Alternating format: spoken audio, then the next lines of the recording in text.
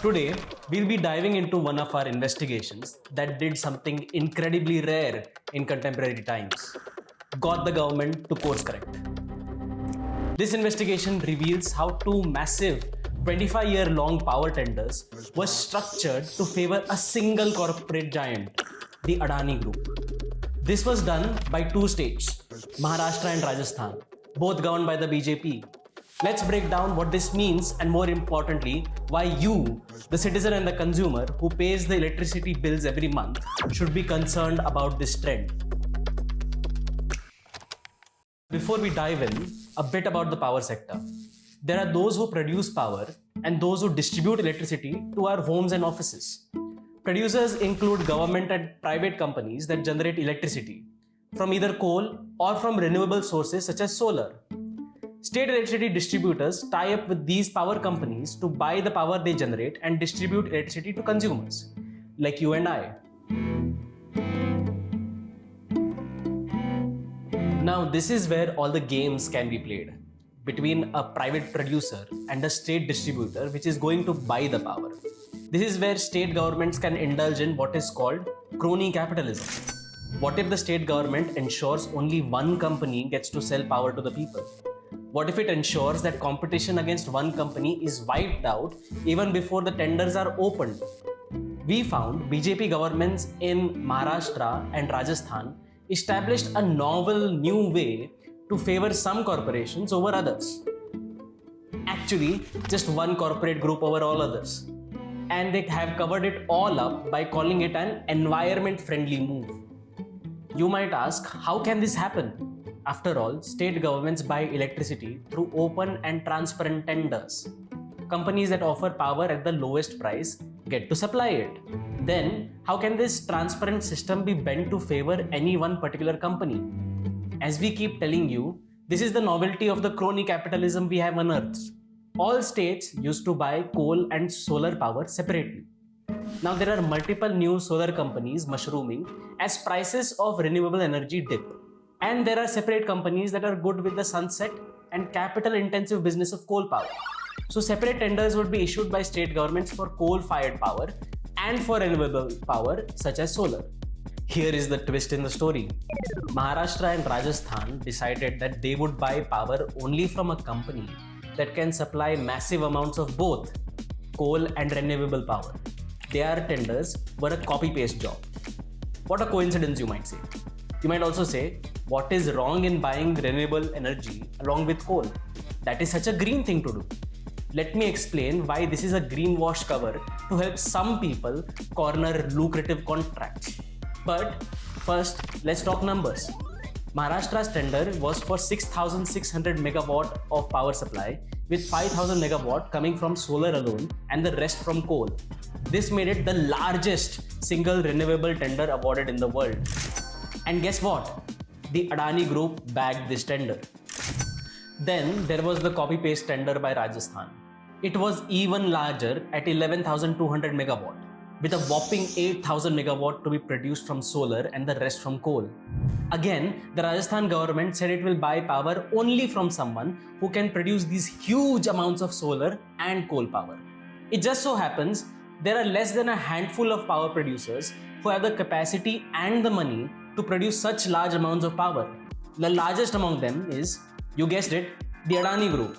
There are many companies that specialize in solar power production, but now they were kicked out of competition unless they tie up with a coal power giant. Even the amount of investments needed would be anywhere between rupees 30,000 to rupees 50,000 crores. This naturally narrows the field to a very few large players.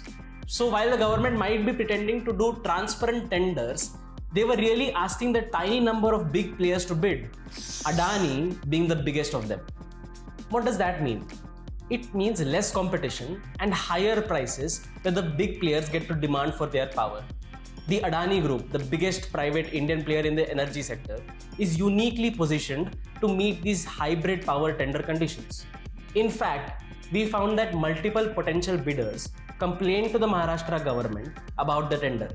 They suggested changes to encourage more competition. However, the BJP-ruled state government ignored these suggestions.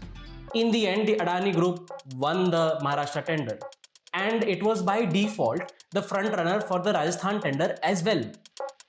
Now, the government's general financial rules and multiple Supreme Court judgments have mandated that the government conduct auctions that maximize possible competition.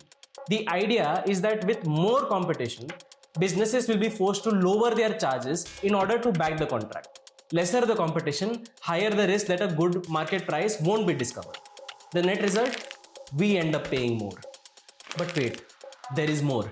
The tenders are so well crafted that they uniquely match Adani Group's ground plans and operations. In Maharashtra, the tender allowed bidders to set up their power plants anywhere in the country. This meant a bidder would need a 1600 megawatt capacity thermal power plant and a 5000 megawatt solar energy plant. And guess who had exactly that capacity in the pipeline? No surprises there. Yes, it is the Adani Group. It is coming up with a 1600 megawatt thermal power plant in Uttar Pradesh and is installing new units matching the same capacity requirement in Chhattisgarh and Madhya Pradesh. It also has a solar energy park in Gujarat with enough capacity to fulfill Maharashtra's needs. But the coincidence does not end there. Meanwhile, the Adani Group applied for a green clearance for expanding its Rajasthan-based thermal power plant by 3200 megawatt in March this year. 2 months later, the Rajasthan government issued its bundled power tender. Its tender called for bidders to set up a 3200 megawatt capacity thermal power plant in the state. It also wanted the bidder to have the capacity to supply a whopping 8000 megawatt solar power. These two had to come from a solar power plant located within the state. Magically, these conditions match Adani Group's plans like a hand in a glove. Apart from the 3200 megawatt thermal expansion that matched Rajasthan's tender specifications, the Adani Group is also developing a 10,000 megawatt solar park within the state. A match made in heaven, one must say. After winning the tender in Maharashtra, the Adani Group will sell electricity to the state government for the next 25 years. In Rajasthan, the Adani Group was a front runner in the auction. If it were to back that contract again for 25 years, it would have become the world's single biggest power capacity awardee in a single go. Experts say this new trend could lead to a near monopoly over hybrid power projects in the country, influencing energy pricing and policy direction.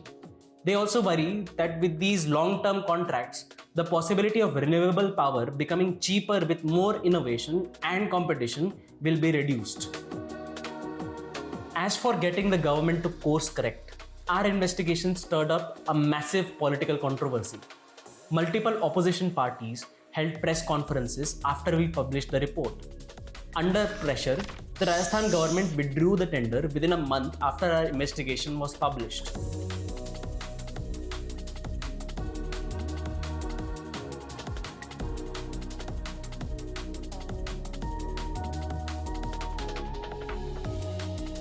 At a time when mainstream media has abdicated its responsibility, a small team like the Reporters Collective, with just 7 full-time members, has managed to create impact. This has happened only and only because our readers and viewers support us and help us stay afloat.